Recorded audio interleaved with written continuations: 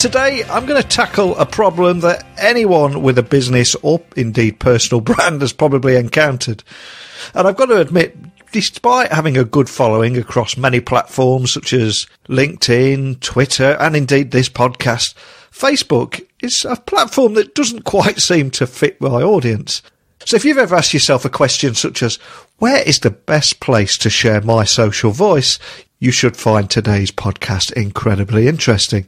Because your social voice founder, Kim Barrett, is a renowned social media marketer focusing on Facebook. He is an international best-selling author, speaker and trainer, and has also taught marketing around the world and helping businesses grow to 6 and 7 figures.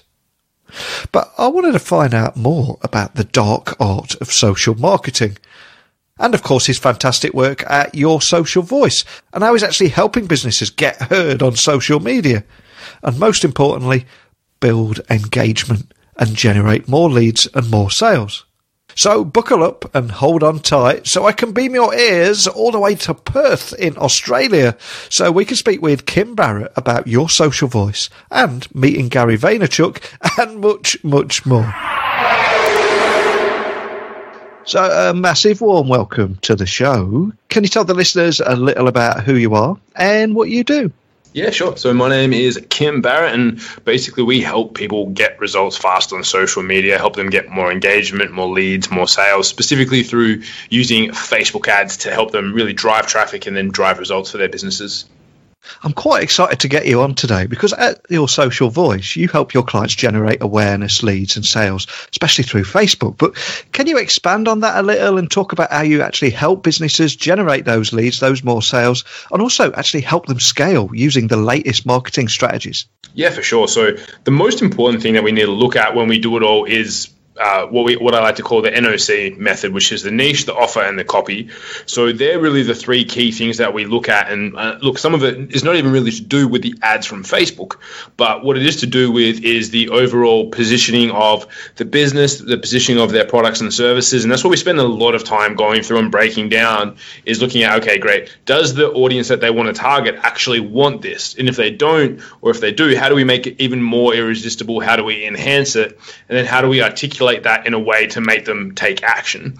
And really, look, like the principles that we apply are from, back in the early 1900s that, the direct response copywriters really worked on and honed in direct mail. And we just apply it to whatever the latest platform is, whether it's messenger marketing, Facebook ads, Instagram ads, IGTV, whatever it might be. We take the same approach and apply it to that. And it always works, because really it's just honing in on human behavior and how people respond and act to certain things. Now, I am fortunate in having quite a large following on this podcast and LinkedIn and a steady following on Twitter too. But I've got to be honest, Facebook is something that has eluded me so far, and I've probably avoided it due to their pay-to-play model. And I know this is a pretty big question, but what is the secret to Facebook marketing, and what are the most common things that you see people doing wrong? Well, it all kind of ties in together with what I mentioned before, but most of the time, and I hear it a lot from people, they're like, I haven't been able to get my following going or anything like that. And the real reason why I think, in comparison to LinkedIn or Twitter or podcasts or whatever it might be, is that there is the social context to it. So you got to remember, it's like you're walking up in the middle of a bar, walking up to someone and then just start talking about your products or services in the middle of their conversation with their good friends. Now, it takes a certain level of expertise to be able to figure out how to articulate it, how to grab their attention, how to draw them away from that conversation to allow you to have a conversation with them. And I think because of that slight change, it is very different to the way that you would interact on, obviously, Twitter is very limited, LinkedIn is very business-based. Like there's a very different way that you interact across all the platforms. So for me, I see most people they try and do the same thing on all the other platforms. Like I know, like on Instagram for myself, my biggest following, or my biggest results following, I would say, that I get the most results from is on Facebook. But I've started heavily going into Instagram, and it's very different. It's very manual. It's very person to person. It's very much I've got to be on there engaging, which I wasn't used to.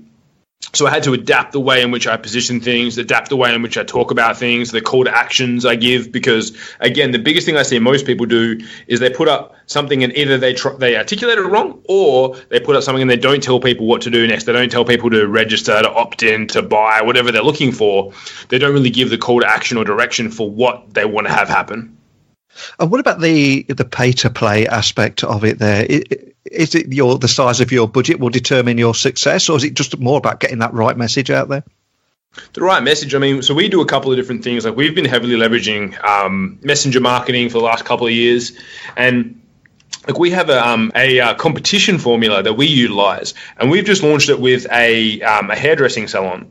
Now, they have got from, I think, about $50 ad spend. In the last week, they've got just over 4,500 leads for an offer that they're doing. Granted, it is a competition, so you expect to get more. But last time we did a similar volume for someone that spent about $100, $200, they got 40,000 in sales from running that competition by giving out a great prize, a really good offer afterwards for all the people that didn't win.